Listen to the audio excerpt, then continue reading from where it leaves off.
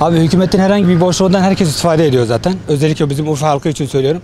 Millet birbirlerine zaten artık neredeyse zulüm ediyor yani. Şimdi asgari ücrete geçinemeyen insanlar kira mı versin? Şu an mesela örnek veriyorum. Yağın mesela litresi diyelim ne kadar olmuş? 150-160 lira. Adam oraya mı yetişsin? Çay şekerine mi yetişsin? Çaya mı yetişsin? Kiraya mı yetişsin? Elektrik mi, su mu, doğalgaz mı? Adam diyelim hurdaydı. Neredeyse dökülmek üzere olan evini bile kiraya veriyor. Oraya tutmak için kim gidiyor abi? Geliri olmayan insanlar. İnsanlar yazık oluyor bu durumda. Şimdi bu şekilde değerlendirdiğin zaman evin mesela adam bazıları insanlar hasarlı evini bile kiraya veriyor. Bazıları 2.000 lira verirken diğerleri 4.000 diyen de var. Serbest piyasa. Bir kere buna baştan dur demek lazım. Şimdi depremden istifade edenler de çok oldu. Bunu siz de biliyorsunuz. Herkes bunu biliyor. Şimdi normalde kira eğer 1.000 liraysa 5.000'e çıktı. Normalde tam tersi olması gerekiyor değil mi? Bazılarına yaptırım uyguladı. Evet ama 10 kişiden birine uyguladı. Keşke hepsini uygulayabilse. Her şikayetine gelip değerlendirme olsaydı çok iyi olurdu zaten. Evet, kiracıyız. Aile olarak kiracıyız. Adam 1.500 lira verdiği evi 3.500 lira, 4.000 lira bir rakam istiyor. Veya yıllık istiyor. Karşısındaki insana yan çık diyor. Yan da diyor ki yıllık ücreti ver. Zaten şu anda ekonomi gündemde belli. Dolar, euro, altın zaten zirve yaptı. Aynı zamanda insanların gelir düzeyi belli. Anladın mı? Bunu şimdi devlet herhalde bir önlem almaya çalışmış.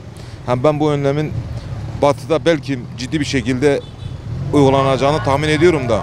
Ama Urfa için ben böyle bir şey olacağını tahmin etmiyorum. Şu anda kiracılar için ve ev sahipleri için her şey nizami bir şekilde evrak üstünde yapıldığı zaman hem verginin önüne geçirilmiş olur. Aynı zamanda resmi belge üzerinde olduğu zaman kimse yanlış yapma gibi şansı yok. Hem buna da önlem yapmışlar. Nedir? Adam bugün protokol yapmış, ev tutmuş.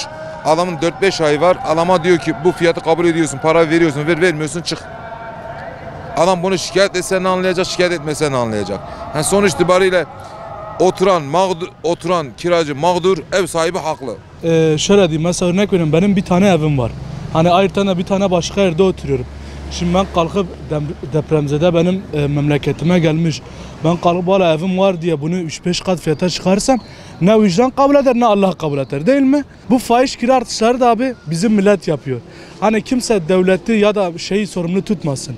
Maksat ceza kessin, adam da ayağını yorganına göre uzasın, bir daha böyle şeyler yaşanmasın ülkemizde. Yani ülkenin genelinde çok fazla kira artışları söz konusu. Özellikle depremden dolayı bina sahipleri, ev sahipleri çok fazla fahiş olarak kiralarını arttırdı. Burada vatandaşlar çok maruz bırakılıyor. Bunların önüne geçilmesi lazım.